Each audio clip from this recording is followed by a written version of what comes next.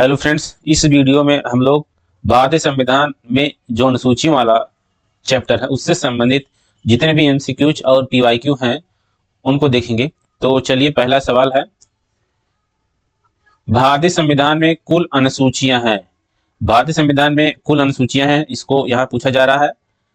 12 अनुसूची, 16 अनुसूची, 8 और 10 अनुसूची। तो संविधान में वर्तमान में अनुसूचियों की संख्या है 12। तो वर्तमान में अगर पूछ ले या ऐसे ही पूछ ले अनुसूचियां कितनी हैं, तो आप बताएंगे 12 बताएंगे। चाहे जनरली पूछे या वर्तमान में पूछे तो 12 बताएंगे, या पूछ ले गणना की दृष्टि से तब भी आप 12 ही बताएंगे। अगर पूछे मूल संविधान में कितनी अनुसूचियां थी, तो मूल संविधान में केवल 8 अनुसूचियां ही थी, 8 अनुसूचियां। इसके बाद क्रमशः 9वीं अनुसूची, 10वीं, 11वीं और 12वीं, ये 4 अनुसूचियां बाद में जुड़ी गई हैं। ये मूल संविधान का भाग नहीं है। तो वर्तमान में अगर पूछे तो 12 बताएंगे, मूल संविधान में अगर पूछे तो 8 अनुसूचियां ही थी। यहीं पर हम लोग देख लेते हैं 9वीं अनुसूची, 10वीं अनुसूची, 11वीं और 12वीं, ये 4 अनुसूचियां जो बाद में जोड़ी गई है। कब जोड़ी गई हैं, किस संविधान संशोधन के द्वारा जोड़ी गई हैं, इसको भी यहाँ पर देखते हैं। तो 9वीं अनुसूची है वो प्रथम संविधान संशोधन अधिनियम द्वारा जोड़ी गई है। प्रथम संविधान संशोधन अधिनियम 1951 द्वारा जोड़ी गई है इसको। और 9वीं अनुसूची जोड़ी गई, इसमें भूमि सुधार को जोड़ा गया। किसको जोड़ा गया? भूमि सुधार। भूमि सुधार का जो विवरण है वो 9वीं अनुसूची में है। ठीक है, अब इसको कब जोड़ा गया? तो प्रथम संविधान संशोधन अधिनियम 1951 के द्वारा जोड़ा गया। 10वीं अनुसूची कब जोड़ी गई? तो 10वीं अनुसूची जोड़ी गई 52वें संविधान संशोधन अधिनियम। 52वें संविधान संशोधन अधिनियम, ये अधिनियम कब का था? तो ये अधिनियम 1985 का था। 1985। प्रधानमंत्री कौन थे उस समय? राजीव गांधी। और उन्हीं के समय यह अनुसूची जोड़ी गई है। इस अनुसूची में कौन सी बात, क्या प्रावधान किया गया है? तो दल बदल के आधार पर। किसके आधार पर? दल बदल के आधार पर निडरता यानी कि अयोग्य ठहराया जाना, ये 52वें संविधान संशोधन अधिनियम 1985 द्वारा इसको जोड़ा गया। तो 10वीं अनुसूची किससे संबंधित है? तो दल बदल के आधार पर। इसी तरीके से 11वीं अनुसूची अगर पूछ ले तो 11वीं अनुसूची 73वें संविधान संशोधन से संबंधित है। 73वें संविधान संशोधन अधिनियम 1992, ये 1992 का अधिनियम है। और आप सब जानते हैं ये पंचायती राज से संबंधित है। इसी तरीके से 12वीं अनुसूची 74वें संविधान संशोधन, कब? ये 74वें संविधान संशोधन। ठीक, ये भी 1992 के द्वारा जोड़ा गया है। ठीक, ये नगर निकाय से संबंधित है, यानी कि नगर पालिका इत्यादि से संबंधित है। इस प्रकार 4 अनुसूचियां जो बाद में जोड़ी गई है, यहीं पर आप इसको तैयार कर डालिए, रट डालिए। चाहे जैसे कभी कभार मिलान कराने के लिए सवाल पूछ लेता है। तो चलिए दूसरा सवाल देखते हैं। भारतीय संविधान में है 9 अनुसूचियां, 12 अनुसूचियां, 10 अनुसूचियां, 11। तो यहां पर फिलहाल 12 अनुसूचियां हैं। नेक्स्ट देखते हैं, निम्नलिखित कथनों पर विचार कीजिए। पहला क्या है? भारत के संविधान में 22 भाग हैं। क्या भारत के संविधान में 22 भाग हैं? नहीं, भारत के संविधान में मूल रूप से 22 भाग, और वर्तमान में अगर पूछे, गणना की दृष्टि से पूछे तो 25 भाग हैं। तो इसमें से कोई भी नहीं है, ना तो 22 है ना तो 25 है, 20 दे रहा है। तो इसलिए पहला कथन यहाँ पर गलत है। दूसरा कथन देखते हैं, भारत के संविधान में कुल 390 अनुच्छेद हैं। कितने अनुच्छेद हैं? गलत, 390 अनुच्छेद नहीं है। मूल संविधान में भी 390 नहीं थे। वर्तमान में जो संविधान में अनुच्छेद की संख्या बढ़कर 471 हो गई है, 471 अनुच्छेद हो गई है। अगर मूल संविधान की बात करें तो 395 अनुच्छेद।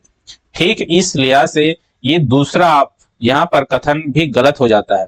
तीसरा देखते हैं, भारत के संविधान में 9वीं, 10वीं, 11वीं और 12वीं अनुसूचियों को संविधान संशोधन अधिनियम द्वारा जोड़ा गया। ये बिल्कुल करेक्ट है। यहाँ पर तीसरा कथन एकदम सही दे रहा है। तो चलिए अब ऑप्शन में देखते हैं क्या क्या है। पहले ऑप्शन 1 और 2 ये गलत है, केवल 3 यहाँ पर सही है। तो यहाँ पर सी ऑप्शन सही हो जाएगा। अब नेक्स्ट सवाल देखते हैं, चौथा सवाल, भारतीय संविधान की निम्न दी गई अनुसूचियों में से कौन सी एक राज्यों के नामों की सूची तथा उनके राज्य क्षेत्रों का ब्यौरा देती है? ऐसे अनुसूची का नाम यहाँ पर पूछ रहे हैं, किस क्रम की अनुसूची है जिसमें राज्यों का नाम, ठीक है, और उनके राज्य क्षेत्र का ब्यौरा। अर्थात आप सिंपल लैंग्वेज में समझ लीजिए, जितने भी राज्य हैं और केंद्र शासित प्रदेश हैं उनके नाम और उनका ब्यौरा का विवरण किस अनुसूची में है?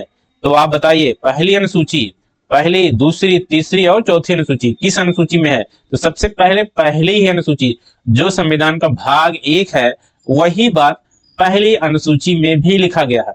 यानी कि सभी राज्यों का विवरण, भारत में जितने भी राज्य हैं सभी राज्य एवं संघ शासित प्रदेश के बारे में, संघ शासित प्रदेशों के बारे में पूरा विवरण पहली अनुसूची में दिया गया है। तो यहाँ पर पहला ऑप्शन सही होगा, ठीक है, बाकी किसी में ये बात नहीं कही है। दूसरी अनुसूची में देखिए यहाँ पर दिया, दूसरी अनुसूची में क्या बात कही गई है, किसका विवरण है? अगर यहाँ पर सवाल पूछ ले दूसरी अनुसूची में क्या कहा गया है, तो दूसरी अनुसूची देखिए वेतन से संबंधित है, वेतन, पेंशन आदि से, वेतन आदि से संबंधित है।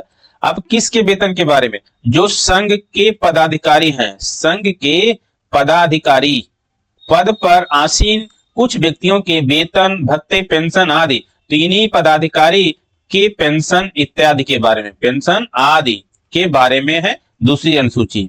इसी तरीके से तीसरी अनुसूची शपथ एवं जो प्रतिज्ञान होता है, शपथ एवं प्रतिज्ञान, जो शपथ ग्रहण करते हैं जब वो पद पर आसीन होने जाते हैं तो उससे पहले उनको पद और गोपनीयता की शपथ दिलाई जाती है सक्षम अधिकारी या पीठासीन अधिकारी के द्वारा। तो वही शपथ का प्रारूप क्या होगा, तो उसी प्रारूप के बारे में विवरण है तीसरी अनुसूची में। कौन से पदाधिकारी? यही जिसमें बात किया गया कि दूसरी अनुसूची में कुछ पदाधिकारी जो संघ सरकार में होते हैं उनकी बात की गई है। चौथी अनुसूची में किसकी बात की गई है? चौथी अनुसूची बहुत इंपॉर्टेंट है, तो राज्यसभा की सीटों का विवरण, राज्यसभा में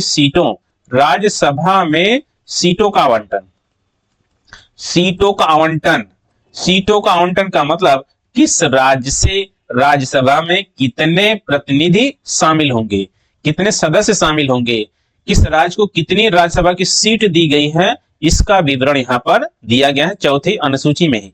इसके साथ साथ आप देखते हैं कुछ संघ शासित प्रदेश ऐसे भी हैं जहां पर राज्यसभा की सीटें हैं, जैसे दिल्ली, पुडुचेरी, ठीक, जम्मू कश्मीर, ये ऐसे हैं जहां पर विधानसभा है और यहाँ पर राज्यसभा की सीट भी आवंटित की गई है। तो यहाँ पर चारों अनुसूचियों का विवरण हम लोगों ने देख लिया है। अब नेक्स्ट देखते हैं पांचवा सवाल, यदि भारत संघ के एक नए राज्य का सृजन करना हो तो संविधान की निम्नलिखित अनुसूचियों में से एक को अवश्य संशोधित किया जाना चाहिए। किस अनुसूची में संशोधन करना पड़ेगा अगर एक नया राज्य का निर्माण करना हो तब? अब बताइए, उसी अनुसूची में परिवर्तन करना होगा जिस अनुसूची में राज्यों का विवरण दिया गया है, अर्थात यहाँ पर पहली अनुसूची। नेक्स्ट देखते हैं छठवां सवाल, भारत के संविधान की चौथी अनुसूची विवेचित करती है, यानी कि इसमें किसका विवरण या विवेचना किया गया है, तो राज्यसभा में स्थानों के आवंटन को। अभी हम लोगों ने यहाँ पर चर्चा किया, राज्यसभा में सीटों का बंटवारा, किस राज्य से कितनी जो सीटें आवंटित की गई हैं, कहां पर कितनी सीटें हैं राज्यसभा के लिए, उसका विवरण या प्रावधान ये चौथी अनुसूची में किया गया। तो इस तरीके से यहाँ पर उत्तर आपको क्या होगा? ए ऑप्शन होगा, बाकी बी, सी, डी गलत होंगे। अब चलिए देख लेते हैं बी और सी, डी में क्या क्या बात कही गई और किस अनुच्छेद से किस अनुसूची से संबंधित है। राजनीतिक दल बदल, अभी हम लोगों ने पहले प्रश्न में देखा था 10वीं अनुसूची, दल बदल से संबंधित कौन सी अनुसूची है? 10वीं अनुसूची। और 10वीं अनुसूची को कब जोड़ा गया? तो 52वें संविधान संशोधन अधिनियम 1985 के द्वारा। कब के द्वारा? 1985 के द्वारा 10वीं अनुसूची को जोड़ा गया। दा से 10 और दा से दल बदल, ऐसे आप याद कर लीजिए।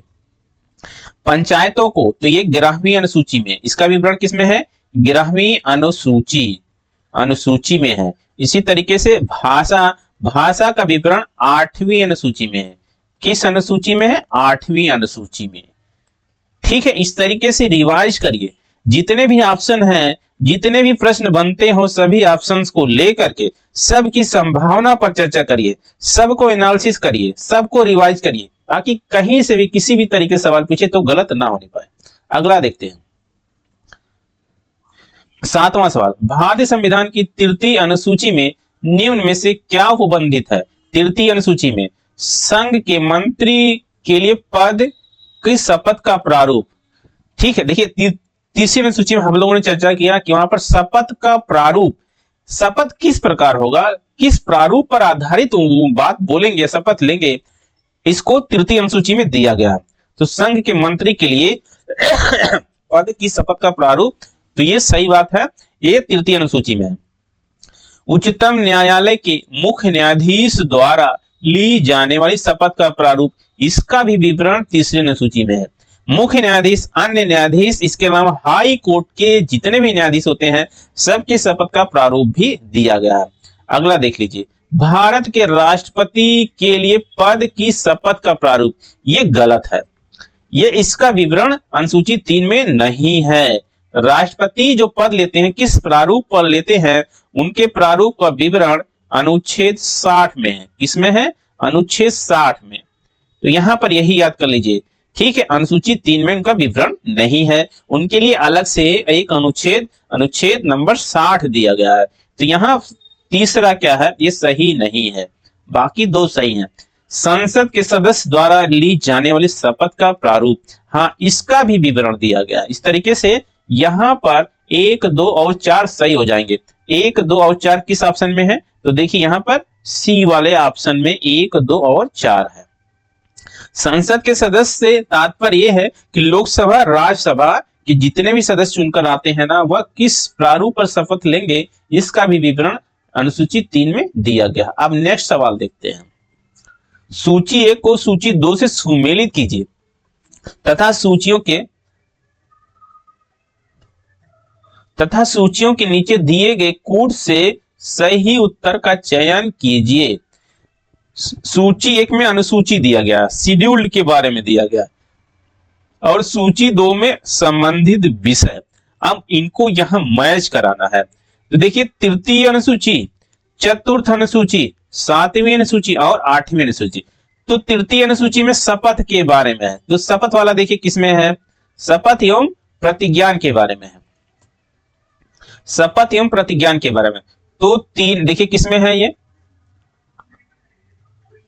एक सेकेंड, यहां पर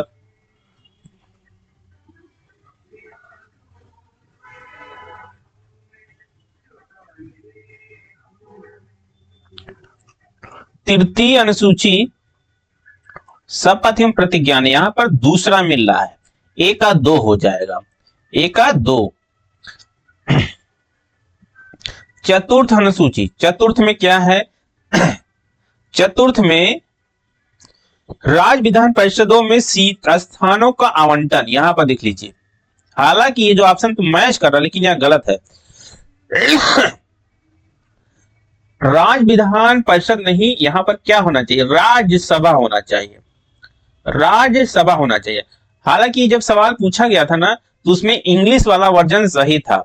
इंग्लिश वाले वर्जन के लिए state of council, sorry, council of state, council of state के बारे में बात की गई थी। काउंसिल ऑफ स्टेट, ये भारत में जो काउंसिल ऑफ स्टेट है, जो भारत का दूसरा सदन है, यानी कि उच्च सदन है, जो राज्यसभा है, उसको अंग्रेजी में कहा जाता है काउंसिल ऑफ स्टेट। लेकिन अगर इसको देखिए, यहां पर इसको हिंदी में अगर ट्रांसलेट करेंगे तो सेम यही हो जाएगा, राज्य विधान परिषद ही होगा। तो इस हिसाब से ये सही होगा, लेकिन हिंदी में जो है राज्यसभा कहा जाता है। तो यहां पर सही से क्या होना चाहिए, राज्यसभा होना चाहिए। फिलहाल हम लोग इसको मैच कर लेते हैं बी का 1 से। 7वीं अनुसूची, 7वीं अनुसूची किससे संबंधित है, 7वीं अनुसूची, तो जो 7वीं अनुसूची है,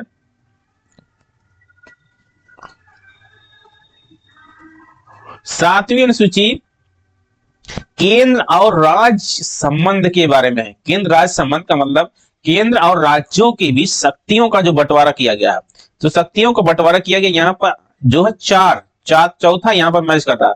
संसद और राज्य विधानमंडल द्वारा बनाई गई विधियों की विषय विषय सूची यहाँ पर होना चाहिए। देख लीजिए यहाँ पर आ गया है जो ये यहाँ पर आ गया है टाइपिंग मिस्टेक से, यहाँ पर इसको होना चाहिए, तो यहाँ पर होना चाहिए, यानी कि इसको कहेंगे संघ राज्य संबंध, या इसको कहेंगे शक्तियों का बंटवारा, शक्तियों का विभाजन या बंटवारा। तो यहाँ पर राज्यों को, संघ को अलग अलग शक्तियां दे दी गई हैं, अलग अलग विषय दे दिए गए हैं, ठीक है, जिसको आप कहते हैं संघ सूची के विषय, संघ सूची के, राज्य सूची के विषय, और इसी तरीके से समवर्ती सूची के विषय समवर्ती सूची के विषय। तो यहाँ पर यह जो सारी बातें हैं, तीनों अलग अलग सूचियां दी गई हैं, संघ, राज्य और समवर्ती, उस 7वीं अनुसूची में, किस अनुसूची में है? 7वीं अनुसूची में। 8वीं अनुसूची भाषा से संबंधित है। कैसी भाषा है? जो संविधान द्वारा मान्यता प्राप्त है, संविधान द्वारा मान्यता दी गई है ऐसी भाषाओं को, ठीक, ऐसी भाषाओं को। वर्तमान कितनी भाषाएं? तो 22 भाषाएं। मूल संविधान में 14 भाषा थी, तो यहां पर ये मैच हो गया है। ऑप्शन के हिसाब से क्या होगा? तो चलिए ए का 2 है। अब ए का 2 किसमें है? तो यहाँ पर सबसे लास्ट में देखिए, ए का 2, बी का 1, सी का 4 और डी का 3। इस तरीके से यहाँ पर डी वाला ऑप्शन बिल्कुल करेक्ट हो रहा है। अब नेक्स्ट सवाल देखते हैं। सूची 1 को सूची 2 से सुमेलित कीजिए तथा सूचियों के नीचे दिए गए कूट से सही उत्तर चुनिए। सूची 1, सूची 2। सूची 1 में क्या? संविधान की अनुसूची, और दूसरे में विषय दिए गए, किस अनुसूची में कौन से विषय हैं उसको मिलन करना। चतुर्थ अनुसूची, देखिए पहला आ गया। चतुर्थ में क्या है? राज्यसभा के बारे में है, यहां पर ए का 3 हो जाएगा, ए का 3। षष्ठम अनुसूची यानी कि 6वीं अनुसूची, 6वीं अनुसूची किससे संबंधित है?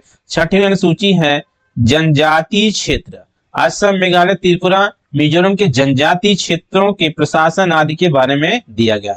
इसी तरीके से अष्टम अनुसूची, अष्टम यानी कि 8वीं अनुसूची भाषा से संबंधित है, राजभाषा। 9वीं अनुसूची है भूमि सुधार, यानी कि इसको प्रथम संविधान संशोधन अधिनियम द्वारा जोड़ा गया था, ठीक, प्रथम संविधान संशोधन अधिनियम 1951 द्वारा ये जोड़ा गया। इस तरीके से यहाँ पर ए का 3 हो जाएगा, ए का 3। ए का 3 किस में? देख लीजिए, ए का 3 आपका सी वाले ऑप्शन में, एक से ही मिल गया, और किसी में ऐसा नहीं है, अलग अलग दिया गया है, एक ही ऑप्शन से मिल गया, सी है सही। अब नेक्स्ट देखते हैं। सूचियों को सूची 2 से सम्मिलित कीजिए तथा सूचियों के अंत में दिए गए कूट से सही उत्तर चुनिए। फिर से वही बात है, सूची 1 और यहाँ पर सूची 2। सूची 1 में क्या है? अनुसूचियां दिए गए, सूची 2 में विषय दिया गया है। फिर से वही सवाल रिपीट करके आया है, इसी तरीके से बहुत बार सवाल पूछ। 7वीं अनुसूची में क्या है? विधायी शक्तियों का वितरण। विधायी शक्तियों का वितरण मतलब केंद्र राज्य संबंध या केंद्र और राज्यों के बीच शक्तियों का विभाजन। 8वीं अनुसूची भाषा से संबंधित, किससे संबंधित? भाषा से। 9वीं अनुसूची है कुछ अधिनियमों या विधिमान्यीकरण।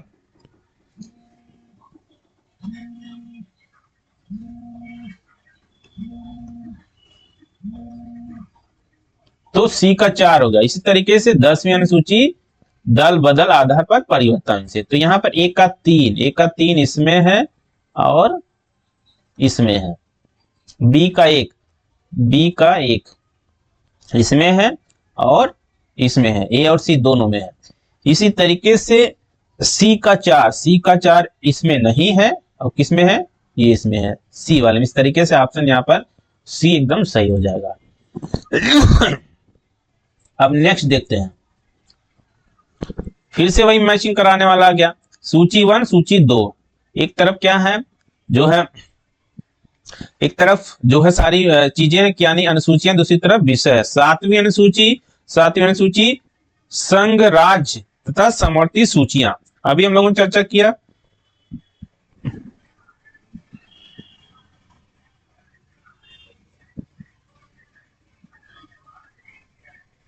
सातवीं अनुसूची संघ राज्य और समवर्ती सूची, यानी कि सातवीं अनुसूची में ही केंद्र और राज्यों के बीच शक्तियों का विभाजन, जिसमें 3 सूचियां, संघ सूची, राज्य सूची और समवर्ती सूची, ये इसका विवरण किसमें है? तो सातवीं अनुसूची में।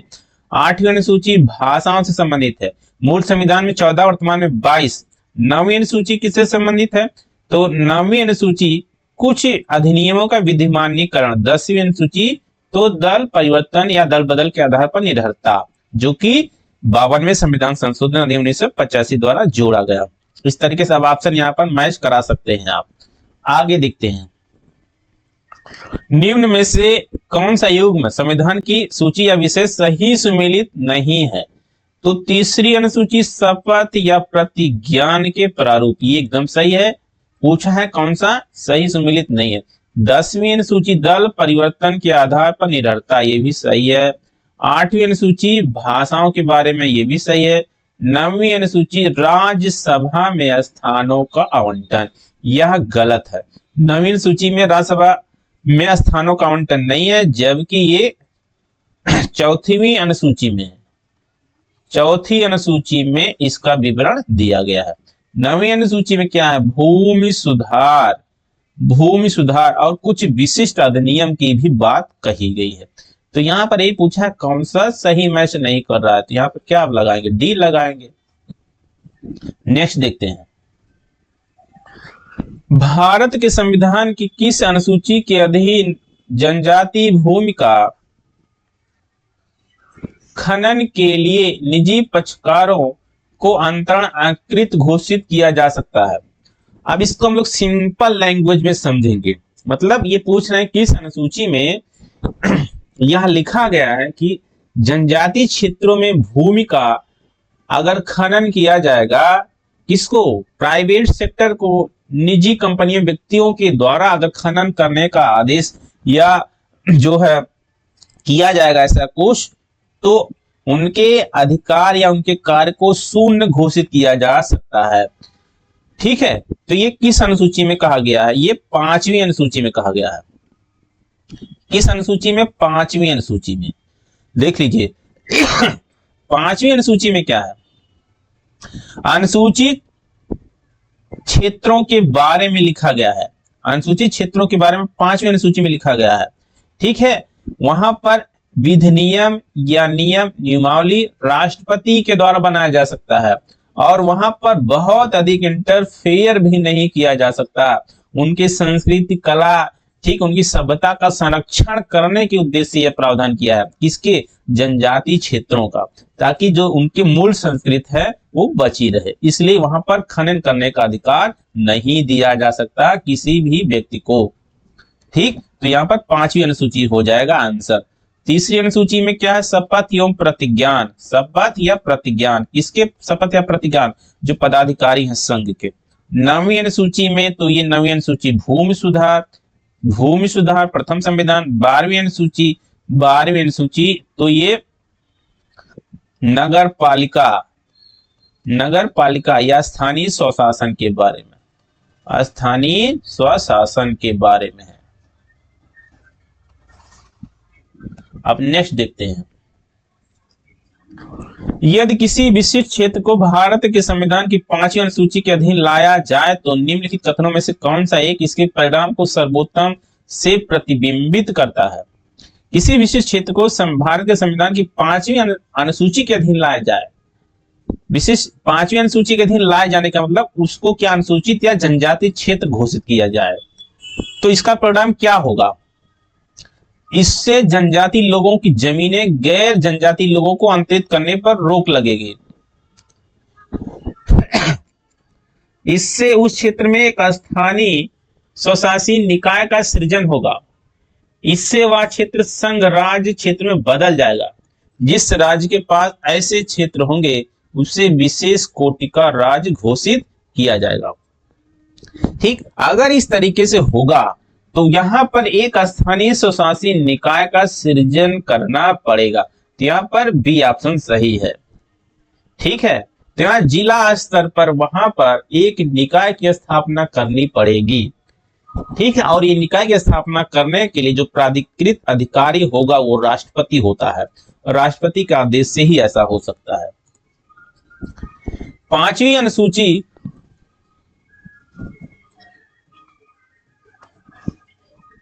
अनुसूची किस विशिष्ट समूह के लोगों के शासन और हितों की सुरक्षा से संबंधित है? तो यहाँ पर किससे है? अनुसूचित जाति, धार्मिक अल्पसंख्यक, अनुसूचित जनजाति। तो ये जनजाति क्षेत्रों के बारे में कहा गया है। जनजाति क्षेत्र का मतलब यहाँ पर 4 राज्यों की बात की गई है। असम, 4 राज्य याद कर लीजिए, असम, मेघालय, त्रिपुरा व मिजोरम। ठीक, इनके जनजाति क्षेत्रों के लिए शासन या प्रशासन का प्रावधान जो होगा वो 5वीं अनुसूची के तहत ही होगा। नेक्स्ट सवाल, भारत के संविधान की किस अनुसूची में विभिन्न राज्यों में अनुसूचित क्षेत्रों के प्रशासन और नियंत्रण के लिए विशेष उपबंध है? तो ये फिर से आ गया 5वीं अनुसूची। नेक्स्ट देखते हैं, भारत के संविधान में 5वीं अनुसूची और 6ठी अनुसूची के उपबंध निम्नलिखित में से किस लिए किए गए हैं? 5वीं अनुसूची और 6ठी अनुसूची में जो उपबंध किया गया है उसका कारण पूछ रहे हैं, क्यों ऐसा किया गया है? अनुसूचित जनजातियों के हितों के संरक्षण के लिए। सही है, हाँ सही है भाई, अनुसूचित जनजातियों के हितों के संरक्षण के लिए। राज्यों की भी सीमाओं के निर्धारण के लिए नहीं, ये गलत है। पंचायतों की शक्तियों, प्राधिकारी उत्तरदायित्व के निर्धारण के लिए नहीं, ये किसमें है? तो ये 11वीं में है, ये 11वीं अनुसूची में है। सभी सीमावर्ती राज्यों के हितों के संरक्षण के लिए, ये भी नहीं है। ठीक, यहां पर क्या हो जाएगा? ऑप्शन ये एकदम सही हो जाएगा। भारतीय संविधान की 6ठी अनुसूची किन राज्यों के जनजाति क्षेत्रों के प्रशासन से संबंधित है? तो किससे संबंधित है? असम, अरुणाचल प्रदेश, त्रिपुरा, मिजोरम। तो हमने अभी क्या बताया? असम, मेघालय, त्रिपुरा और मिजोरम। ये रट लीजिए, सवाल बहुत बार पूछता है। असम, मेघालय, त्रिपुरा व मिजोरम, ये 4 राज्यों की बात की। देख लीजिए किस ऑप्शन में? असम, नागालैंड, इसमें भी नागालैंड आ गया। असम, मेघालय, त्रिपुरा, मिजोरम, यहाँ पर डी ऑप्शन सही। संविधान की अनुसूची 6 इनमें से किस राज्य में लागू नहीं होती? तो असम, मेघालय, त्रिपुरा, मिजोरम है, तो यहाँ पर मणिपुर हो जाएगा जिस पर लागू नहीं होता है, और यही पूछ रहा है। अगला सवाल, भारतीय संविधान की 6वीं अनुसूची निम्नलिखित में से किन राज्यों के जनजाति क्षेत्रों के प्रशासन से संबंधित? तो वही 4 राज्य, असम, मेघालय, त्रिपुरा व मिजोरम। फिर से यहाँ पर रिवाइज करिए बार बार, असम, मेघालय, त्रिपुरा व मिजोरम, ये रट डालिए मिजोरम। तो यहाँ पर देख लीजिए बिहार आ गया, गलत। तो ये 2 ऑप्शन, दूसरा यहाँ पर 20 सही हो रहा है। असम, मेघालय, यहाँ पर असम नहीं दिया है, तो यहाँ पर एक राज्य और जोड़ लीजिए, प्लस कर लीजिए, असम हो जाएगा। भारतीय संविधान की 6ठी अनुसूची के प्रावधान निम्नलिखित में से किस राज्य में लागू होते हैं? 6ठी अनुसूची के प्रावधान किस राज्य में लागू होता है? असम, मेघालय, त्रिपुरा, मिजोरम। असम, मेघालय, त्रिपुरा, मिजोरम। तो यहाँ पर क्या आ रहा है? ऑप्शन त्रिपुरा आ रहा है, तो यहाँ पर त्रिपुरा आपका हो जाएगा। अनुसूचित क्षेत्रों के संदर्भ में निम्नलिखित कथनों पर विचार कीजिए। भारत का राष्ट्रपति अनुसूचित क्षेत्रों को अधिसूचित करता है, एकदम सही है, पहला कथन सही है। अनुसूचित क्षेत्रों वाले राज्यों को जनजाति सलाहकार परिषद का गठन करना होता है। वहीं पर अभी हम लोगों ने देखा कि अगर किसी क्षेत्र या स्थान को अनुसूचित क्षेत्र घोषित किया जाएगा तो वहां पर सलाहकार परिषद का गठन करना होगा। ठीक है, तो यहाँ पर कथन दोनों सही है, तो यहाँ पर सी ऑप्शन सही हो जाएगा। भारत में अनुसूचित क्षेत्र के संदर्भ में निम्नलिखित कथनों पर विचार कीजिए। एक राज्य के भीतर किसी क्षेत्र की अनुसूचित क्षेत्र के रूप में अधिसूचना राष्ट्रपति के एक आदेश के माध्यम से होती है। सही बात है एकदम। अगर अनुसूचित क्षेत्र किससे संबंधित कोई सूचना देनी हो तो राष्ट्रपति के आदेश से होता है, एकदम सही है। अनुसूचित क्षेत्र के रूप में बनने वाली सबसे बड़ी प्रशासकीय इकाई जिला होती है और सबसे छोटी इकाई ब्लॉक में गांव का होता है, ये भी सही है। सबसे बड़ी इकाई जो है प्रशासकीय इकाई जिला होता है। संबंधित राज्यों के मुख्यमंत्रियों से अपेक्षित है कि वे राज्यों के अनुसूचित क्षेत्रों के प्रशासन के विषय में केंद्रीय गृह मंत्रालय को वार्षिक रिपोर्ट प्रतिवेदन थे। वार्षिक जो रिपोर्ट या प्रतिवेदन देने की जो बात होती है वो मुख्यमंत्री से नहीं होती है, वो राज्य के राज्यपाल से होती है। राज्यपाल, यह काम राज्यपाल द्वारा कराया जाता है। ठीक है, अगर कोई रिपोर्ट देना हो तो इसकी जिम्मेदारी किसको? राज्यपाल को, ना कि मुख्यमंत्री को। इसलिए यहाँ पर तीसरा कथन सही हो जाता है। तो पहला दूसरा सही है। तो चलिए देखते हैं ऑप्शन में, केवल एक, केवल दो, तीन, नहीं, यहाँ पर देख लीजिए कोई भी ऑप्शन सही नहीं हो रहा। यहाँ पर दोनों सही है, तो पहला दूसरा दोनों सही है। नेक्स्ट देखते हैं, स्वायत्त जिला के संदर्भ में कौन सा या शेष कथन सही है? प्रत्येक स्वायत्त जिला परिषद में 30 सदस्य होते हैं। प्रत्येक स्वायत्त जिला परिषद में 30 सदस्य होते हैं। ये अनुसूचित क्षेत्र में जो स्वायत्त जिला प्रशासन होता है उसकी बात कर रहे हैं। अनुसूची 5 से संबंधित बात हो रही है यहाँ पर। तो ये पहला तो सही है, 30 सदस्य होते हैं स्वायत्त जिला परिषद में। स्वायत्त जिला परिषद के 24 सदस्य मतदान के द्वारा चुने जाते हैं तथा शेष 6 सदस्य राज्यपाल द्वारा मनोनीत होते हैं। तो यहाँ पर गलत है, 1/6 होते हैं। 1/6 यानी कि 4 सदस्य राज्यपाल द्वारा मनोनीत होते हैं। सदस्य राज्यपाल द्वारा मनोनीत होते हैं। ठीक, 30 सदस्य होते हैं, राज्यपाल द्वारा मनोनीत होते हैं। असम के स्वायत्त जिलों में भारतीय संसद द्वारा पारित कानूनों को निर्देशित करने का अधिकार राज्यपाल के पास है। ये सही है। तो यहाँ पर पहला और तीसरा सही होना चाहिए। तो यहाँ पर देख लीजिए किसी ऑप्शन में, हाँ, बी में ऐसा है, पहला और तीसरा सही है। नेक्स्ट देखते हैं, भारतीय संविधान के निम्नलिखित में से कौन से प्रावधान शिक्षा पर प्रभाव डालते हैं? ये थोड़ा सा क्वेश्चन घुमाया है, यहाँ पर अपने कॉन्सेप्ट माइंड का प्रयोग कीजिए। ठीक है, यहाँ पर एनालिसिस करने की जरूरत है। तो चलिए देखते हैं, इन्होंने देख लीजिए कुछ प्रावधान दिए गए हैं और इन्होंने कहा कि कौन से प्रावधान शिक्षा पर प्रभाव डालते हैं, शिक्षा का विकास करते हैं, शिक्षा से संबंधित सारी चीजों को जो है कहीं न कहीं चेंज करते हैं। तो राज्य की नीति निदेशक तत्व क्या यह शिक्षा पर प्रभाव डालते हैं? बिल्कुल डालते हैं। यहाँ पर अनुच्छेद 45 में शिक्षा के प्रावधान के बारे में लिखा गया है। ठीक, शैशव पूर्व अवस्था, जो बालकों की शैशव पूर्व अवस्था होती है, 6 वर्ष से कम आयु के जो बालक होते हैं उनके लिए शिक्षा इत्यादि का प्रावधान की बात कही गई है अनुच्छेद 45 में। ठीक, अनुच्छेद 45 में इस तरीके से ये कहीं न कहीं शिक्षा को प्रभावित कर रहा होता है राज्य का नीति निदेशक तत्व, इसलिए हो जाएगा।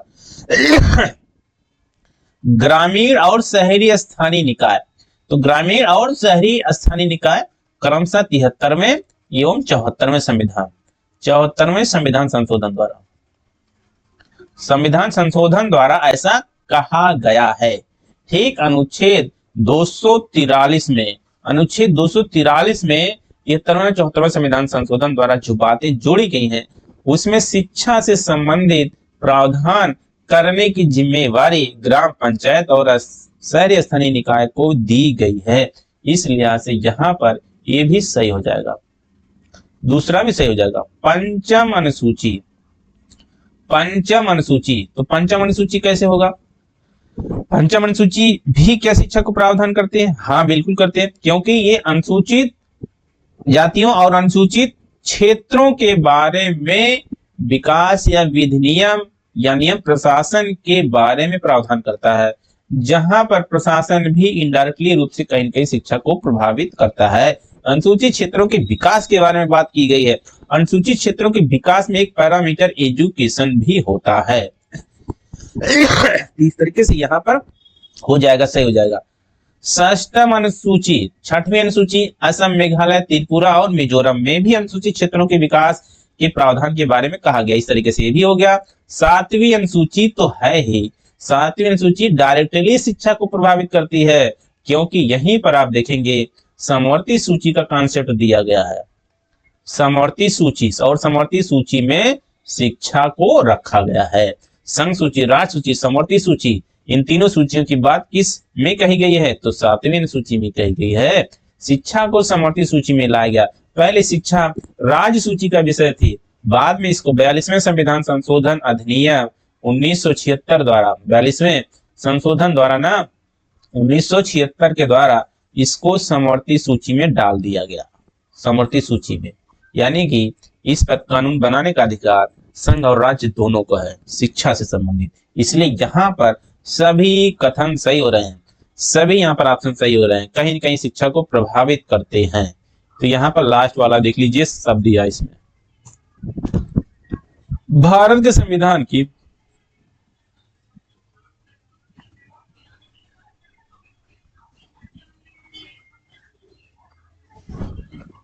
भारत के संविधान की निम्नलिखित अनुसूची में 3 विधायी सूचियों का प्रावधान है। किस अनुसूची में 3 विधायी सूचियों का प्रावधान? तो किसमें है? तो ये 7वीं अनुसूची में। 7वीं अनुसूची में 7वीं अनुसूची में क्या है? एक है संघ सूची, 3 सूचियों की बात की गई, संघ सूची, राज्य सूची, राज्य सूची, और तीसरा है समवर्ती सूची। समवर्ती सूची, या आप कह सकते हैं केंद्र राज्य विधायी संबंध। विधायी संबंध, ठीक, विधायी संबंध।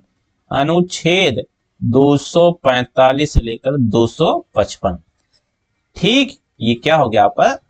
7वीं अनुसूची हो गया। और अगर यहां पर भाग पूछ ले तो भाग 11। कौन सा भाग? 11 है। तो इस तरीके से 3 सूची का प्रावधान किया गया है। और कैसी सूची है? विधायी, ठीक है। संघ सूची में अगर विषय की बात कर लें तो वर्तमान में कितने विषय हैं? वर्तमान में, ठीक, वर्तमान विषय मूल संविधान में, जब संविधान बना था तो मूल संविधान कितने विषय थे पूछ लेता है। संघ सूची में वर्तमान में 98 विषय हैं। कितने विषय? 98। मूल संविधान में यहां पर 97 विषय थे। कितने? 97 विषय थे। यानी कि 98 ऐसे विषय हैं, ऐसे टॉपिक हैं जिस पर कानून बनाने का अधिकार संसद को है, संघीय विधायिका को है।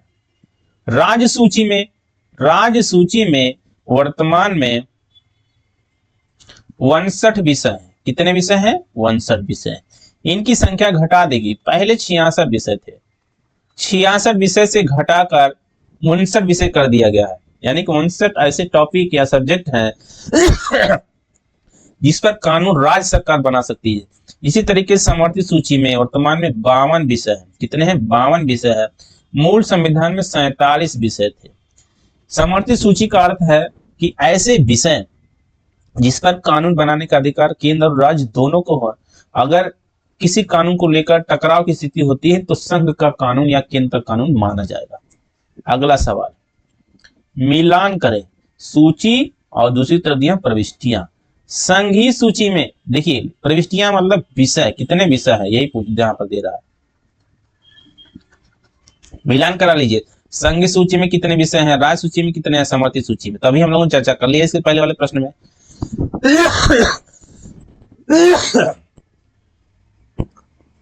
संघीय सूची में 97, कितने हैं? 97 विषय। राज्य सूची में 66 है, समवर्ती सूची में 47 है। ये मूल संविधान की बात कर रहे हैं। अगर वर्तमान में पूछ ले तो आप क्या लिखेंगे? वर्तमान में 97 की जगह 98 है, 47 राज्य सूची में, 47 इसमें है समवर्ती सूची में। अब 47 से बढ़कर कितना हो गया? 47 से बढ़कर 52 हो गया है समवर्ती सूची में। और इसी तरीके से राज्य सूची में 66 से घटकर 61 हो गया है। ये आप जरूर याद कर लीजिए। नेक्स्ट देखते हैं, भारत के संविधान के अंतर्गत आर्थिक योजना का विषय है। देख लीजिए, आर्थिक नियोजन, आर्थिक नियोजन, इकोनॉमिक प्लानिंग, ये समवर्ती सूची का विषय है। समवर्ती सूची, ठीक। तो यहां पहला ऑप्शन राज्य सूची, संघ सूची, समवर्ती सूची या समवर्ती सूची में है। आर्थिक नियोजन, देखिए यहां पर पिछले सवाल में एक ऑप्शन दिया है, लास्ट वाला ऑप्शन यहां पर देख लीजिए, किसी सूची में निर्दिष्ट नहीं। ऐसे विषय जो तीनों सूचियों में नहीं लिखे गए हैं उनके लिए कह दिया गया कि वो अवशिष्ट विषय हैं। कैसे हैं? अवशिष्ट विषय। और अवशिष्ट विषय पर कानून बनाने का अधिकार संघ को है, संघ को अर्थात केंद्र को है। आर्थिक नियोजन भारतीय संविधान की किस सूची में है? तो यहां पर समवर्ती सूची। जानवरों के प्रति क्रूरता की रोकथाम को भारतीय संविधान की किस सूची में रखा गया है? जानवरों के प्रति क्रूरता की रोकथाम, तो ये संभवतः राज्य सूची का विषय है। थोड़ा इसको एक बार देख लीजिएगा, थोड़ा हमको कंफ्यूज हो रहा है किसमें है। निम्नलिखित में से कौन सा विषय समवर्ती सूची का है? समवर्ती सूची पुलिस, पुलिस जो है वो राज्य सूची का विषय है, राज्य सूची का विषय है। आपराधिक मामले, आपराधिक मामले यही समवर्ती सूची में है, समवर्ती सूची में। रेडियो टेलीविजन पर एकाधिकार संघ का है, इसलिए यह इसमें संघ सूची में है। राष्ट्रीय प्रसार सेवा काम करता है भारत सरकार के अधीन, आप जान जाएंगे। विदेशी मामले ये भी है संघ सूची का। किसी दूसरे देश के साथ जो भी समझौते, जो भी भागीदार पार्टनरशिप या किसी भी प्रकार का कुछ भी संबंध होता है वो केंद्र सरकार कर सकती है, कोई राज्य सरकार नहीं कर सकती है। ये संघ सूची का मामला है। निम्नलिखित में से कौन सी मत भारत के संविधान की समवर्ती सूची में है? जनसंख्या नियंत्रण और परिवार नियोजन, यही है समवर्ती सूची। यही क्या है? समवर्ती सूची में है, समवर्ती सूची। लोक स्वास्थ्य और स्वच्छता ये राज्य सूची का विषय है। आप देखते होंगे जिलों में जितने भी जिला अस्पताल, ठीक, जितने प्रकार का हॉस्पिटल, पीएससी, सीएससी सब सारे हैं वो राज्य सरकार के अधीन काम करते हैं, इसलिए यहाँ पर लोक स्वास्थ्य हो गया, स्वच्छता भी हो गया। प्रति व्यक्ति कर ये भी राज्य सूची का विषय है, ठीक। निखात ये भी राज्य सूची का, निखात नहीं दी, ये राज्य सूची का है।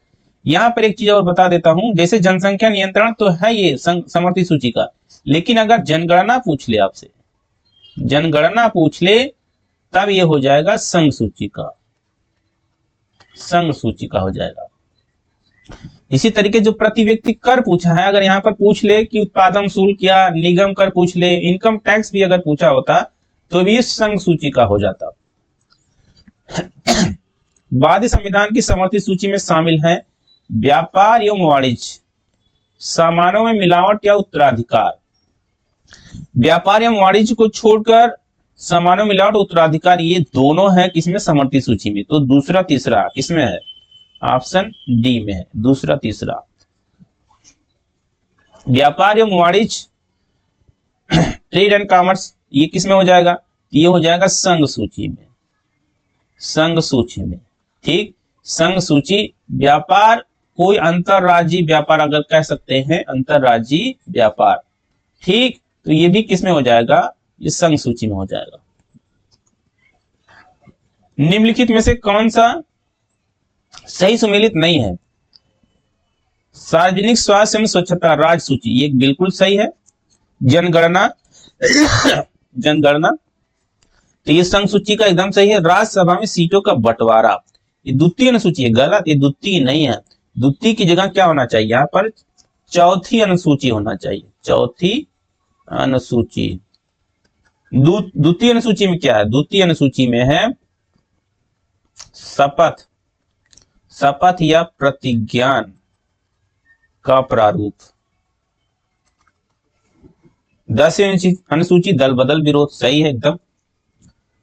निम्नलिखित में से कौन सा विषय समवर्ती सूची में? कृषि, शिक्षा, पुलिस, रक्षा। तो यहां पर शिक्षा है, शिक्षा किसमें है? समवर्ती सूची में।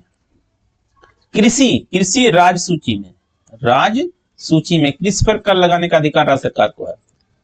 पुलिस, पुलिस भी राज्य सूची का विषय है, राज्य सूची का। रक्षा, डिफेंस, ठीक, ये संघ सूची का है।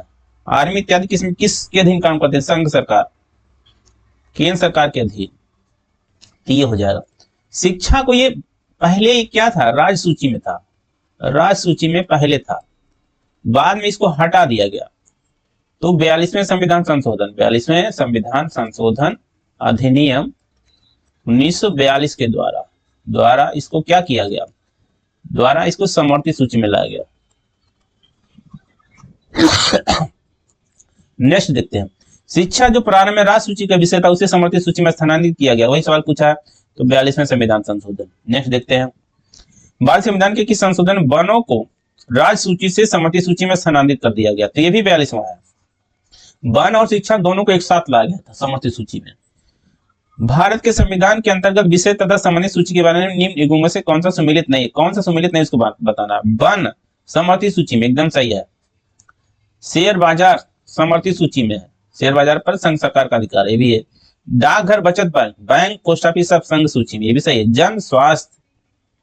जन स्वास्थ्य भी तो राज्य सूची में, कौन सा सम्मिलित नहीं ये पूछ रहा है।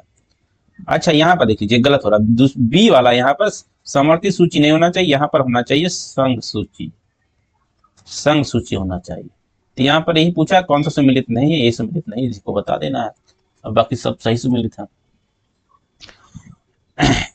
केंद्र सूची, केंद्र सूची का मतलब संघ सूची, राज्य सूची, समवर्ती सूची, अवशिष्ट विषय। केंद्र सूची में इधर क्या है, जैसे एक तरफ सूची दिया दूसरी तरफ उस विषय दिए। केंद्र सूची में पुलिस और सार्वजनिक व्यवस्था, ये किसमें है? तो ये राज्य सूची में है, यहाँ इसको मिला दीजिए बी का एक से। अंतरिक्ष अनुसंधान, अंतरिक्ष अनुसंधान जो है वही अवशिष्ट विषय है।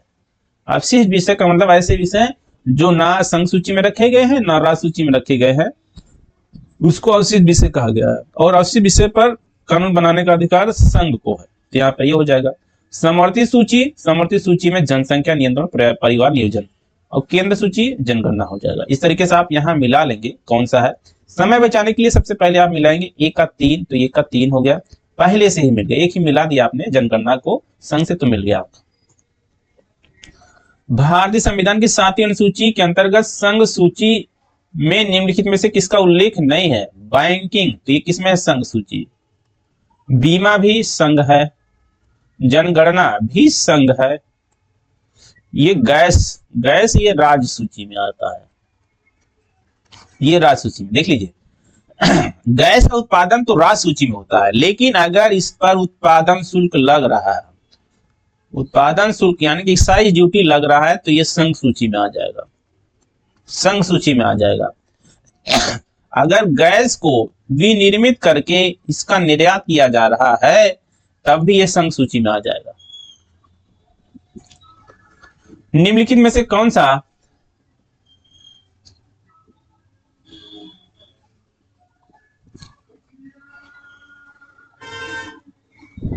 निम्नलिखित में से कौन सा विषय भारतीय संविधान की संघ सूची से संबंधित नहीं है? रक्षा संघ सूची है, वैदेशिक मामले संघ सूची है, रेलवे, कृषि, रेलवे भी संघ का है, केंद्र का है, कृषि राज्य का है, यानी कि राज्य सूची हो जाएगा। भारतीय संविधान के 7वीं अनुसूची के अंतर्गत राज्य सूची में निम्न में से किसका उल्लेख है? राज्य सूची शिक्षा, शिक्षा किस में हो जाएगा? समवर्ती में हो जाएगा। विद्युत, विद्युत आ जाएगा किसमें? राज्य सूची में आ जाएगा। विद्युत आप देखते होंगे जो बिजली का सारा काम राज्य सरकार करती है, बिजली बिल इत्यादि सब तो तमाम प्रकार से बने हुए हैं। रेलवे पुलिस ये भी किसका है? रेलवे पुलिस भी राज्य सूची का है, राज्य सूची का है।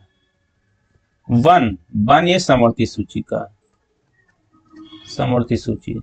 अब यहाँ पूछा है राज्य सूची का कौन सा, तो देखिए यहाँ पर राज्य सूची में 2 आ रहे हैं, बी और सी आ रहा है। रेलवे पुलिस, देखिए पुलिस तो है एकदम कंफर्म है कि राज्य सूची में। देखिए पुलिस 2 प्रकार की होती है, एक होता है नागरिक पुलिस, नागरिक पुलिस, या इसको सिविल पुलिस भी कहा जाता है, या इसको कहा जाता है ग्राम पुलिस। एक और होता है रेलवे पुलिस। ये दोनों पुलिस है राज्य सरकार के अधीन काम करते हैं, ये यानी कि राज्य सूची में आते हैं। विद्युत यहाँ पर थोड़ा सा है, यहाँ इन्होंने क्वेश्चन में थोड़ा ट्विस्ट कर दिया। विद्युत देखिए दोनों पर आता है, ये कुछ चीजें राज्य सूची में है और कुछ चीजें जो है संघ सूची में भी है। जैसे अगर विद्युत का जो उत्पादन हो रहा है, ठीक, तो वो हो जाएगा संघ सूची में हो जाएगा। अगर वो उसका जो है सप्लाई हो रहा है, वितरण हो रहा है, तो ये राज्य सूची में आ जाएगा। ठीक, तो ये राज्य सूची में आ जाएगा यहाँ पर। इसलिए इसमें कंफ्यूजन है कि ये हो सकता है संघ सूची में भी हो और राज्य सूची में हो, इसलिए हम लोग यहाँ पर इसको हटा देते हैं, इसको मान लेते हैं कि संघ सूची है, संघ सूची। और ये तो एकदम कंफर्म है कि रेलवे किस में है, रेलवे पुलिस में। रेलवे पुलिस ये राज्य सूची में, और ये पूछा राज्य सूची में क्या है, इस पर कोई डाउट नहीं है सी वाले पर। ये तो सही बात है कि ये राज्य सूची का, इसलिए हम लोग कंफर्म जो उस पर लगा देंगे, सी पर लगा देंगे। विद्युत का कुछ हिस्सा आप कह सकते हैं संघ सूची और कुछ आप राज्य सूची में कह सकते हैं, इसलिए वहां पर कंफ्यूजन है, तो उसको हम लोग यहाँ छोड़ देंगे, इसको लगा देंगे। अब नेक्स्ट सवाल देखते हैं। निम्न में से कौन राज्य सूची में है? रेलवे पुलिस पहला ही आ गया, रेलवे पुलिस ये राज्य सूची में है, राज्य सूची में। निगम कर संघ सरकार के द्वारा लगाया जाता है, निगम कर कारपोरेट टैक्स, इसलिए हो गया किसमें, संघ सूची में हो गया। जनगणना ये भी किसमें है, संघ सूची में, संघ सूची में। आर्थिक एवं सामाजिक नियोजन ये किसमें है, समवर्ती सूची में। नेक्स्ट, पंचायती राज विषय किसमें है, संघीय सूची, राज्य सूची, समवर्ती सूची, अपशिष्ट, तो ये राज्य सूची में। पंचायती राज या पंचायत राज्य सूची में आता है। इसी तरीके से नगर पालिका 74वां संविधान संशोधन भी जो पूरा है, नगर पालिका को अधिकार देता है, विधिक मान्यता देता है, वो भी राज्य सूची में आएगा।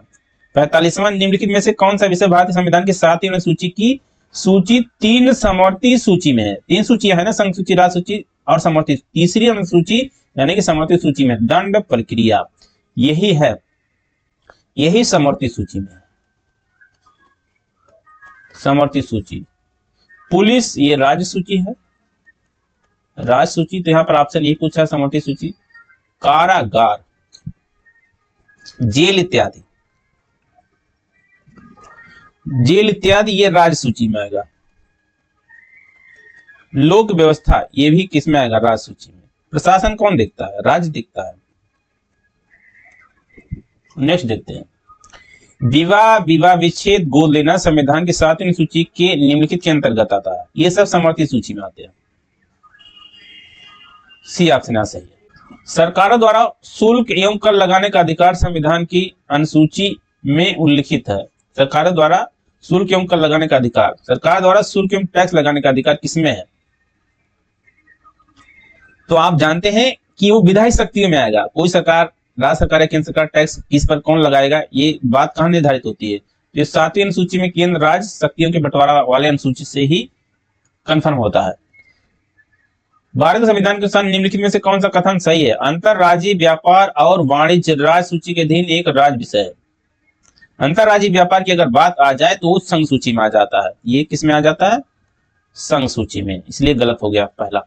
अंतरराज्यीय प्रवासन राज्य सूची के अधीन एक राज्य विषय, गलत। अंतरराज्यीय प्रवासन यानी माइग्रेशन, एक राज्य से दूसरे राज्य में जाकर बस जाना, ये सब सारी बातें ये संघ सूची में है। अधिकार देना, उनको रोकना, ये सब किसमें है, तीसरी कथन गलत हो गया। अंतरराज्यीय संगरोध संघ सूची के अधीन एक संघ विषय है, ये सही, एकदम सही। अंतरराज्यीय संगरोध संघ सूची के अधीन एक संघ विषय है। संगरोध का मतलब क्वारंटाइन, क्वारंटाइन ये जो टर्म कब यूज होता है, जब किसी व्यक्ति या संस्था को या सदस्यों को किसी एक ही स्थान पर रहने के लिए कह दिया जाए तो इसको क्वारंटाइन कहा जाता है। जैसे हम लोग कोविड के समय में देखे थे, कोई किसी भी व्यक्ति के आने जाने पर रोक लगा दी गई थी, कौन नहीं आ जा सकता है, सबको क्वारंटाइन करने के लिए, ज्यादातर रहने के लिए एडवाइस दिया गया था। ये कब होता है, जैसे कोई भी संक्रामक रोग किसी राज्य या किसी हिस्से में फैल जाए तो ये डर रहता है कि वहां के लोग जो दूसरे जगहों पर जाएंगे तो वहां भी फैल जाएगा, इसलिए ये वहां पर प्रतिबंध लगा दिया जाता है कि आप वहीं रहेंगे, आप नहीं जा सकते बाहर, इसको क्वारंटाइन कहा जाता है। और इस तरीके से यहाँ पर इस पर जो कानून ये सब सारी चीजें बनाने का अधिकार किसको, संघ को। तो यहाँ पर सी वाला ऑप्शन बिल्कुल सही है। निगम कर राज्य सूची के अधीन एक राज्य विषय, गलत। निगम कर यहाँ पर आप जानते हैं कारपोरेट टैक्स, ये संघ सूची का विषय है, संघ सूची का विषय, तो यहाँ पर ये सही जगह। अब नेक्स्ट देखते हैं, भूमि सुधार विषयों के अंतर्गत भूमि सुधार संघ सूची, समवर्ती सूची, राज्य सूची। तो भूमि सुधार ये राज्य सूची का विषय है। भूमि सुधार किस प्रधानमंत्री कार्यकाल के दौरान भारत संविधान में 9वीं अनुसूची को पुनः स्थापित किया गया? 9वीं अनुसूची कब जोड़ा गया? तो प्रथम संविधान संशोधन, तो प्रथम संविधान संशोधन अधिनियम 1951 के द्वारा, यही है भूमि सुधार। भूमि सुधार, भूमि सुधार का मतलब जो जमींदारी वाली व्यवस्था, ये सब सारी चीजें थी ना, अधिकतम जो निर्धारण करना, ये सब सारी चीजें थी, इनको खत्म किया गया प्रथम संविधान संशोधन द्वारा। अब 1991 कौन प्रधानमंत्री थे, आप जान ही जाएंगे, नेहरू थे उस समय यहाँ पे, इसलिए ऑप्शन सही हो जाएगा। राजभूमि सुधार अधिनियमों को संवैधानिक सुरक्षा प्रदान करने के सम्मिलित किया गया है, तो भूमि सुधार तो किसमें हो जाएगा, नवीन सूची में हो जाएगा ये यहाँ पर, इसलिए आप 20 सही हो जाएगा। नेक्स्ट देखते हैं, कोल्लोकेस की भारत के संविधान की किस अनुसूची से संबंधित है, तो ये नवीं अनुसूची से संबंधित है। यही जो भी किसी भी विशेष विधि को डाल सकता है, यह बात कोल्लोकेस में ही कहा गया है, ये तमिलनाडु से संबंधित है। भारत के संविधान की निम्नलिखित में से कौन सी अनुसूची में दल बदल विरोधी कानून विषयक प्रावधान किया गया है, तो दूसरी अनुसूची, पांचवी अनुसूची, आठवीं अनुसूची, 10वीं अनुसूची, तो दल बदल किसमें है, 10वीं अनुसूची में। भारतीय संविधान की 10वीं अनुसूची का संबंध भारत की राष्ट्रीय भाषा से, अनुसूचित एवं अनुसूचित जनजाति क्षेत्र के प्रशासन से, न्यायिक पुनरावलोकन से, तो दल बदल विरोधी कानून से, ये होगा। राष्ट्रीय भाषा, ठीक है, मान्यता प्राप्त भाषा अगर बात कर ले तो ये 8वीं अनुसूची हो जाएगा, 8वीं हो जाएगा। अनुसूचित एवं जनजाति क्षेत्र प्रशासन, ये 5वीं हो जाएगा, 5वीं अनुसूची। न्यायिक पुनरावलोकन संबंधित कोई अनुसूची है नहीं, तो यहाँ पर हो जाएगा 10वीं अनुसूची, यही पूछ रहा है यहाँ पर। नेक्स्ट देखते हैं, भारतीय संविधान की 10वीं अनुसूची का संबंध दल बदल विरोधी कानून से।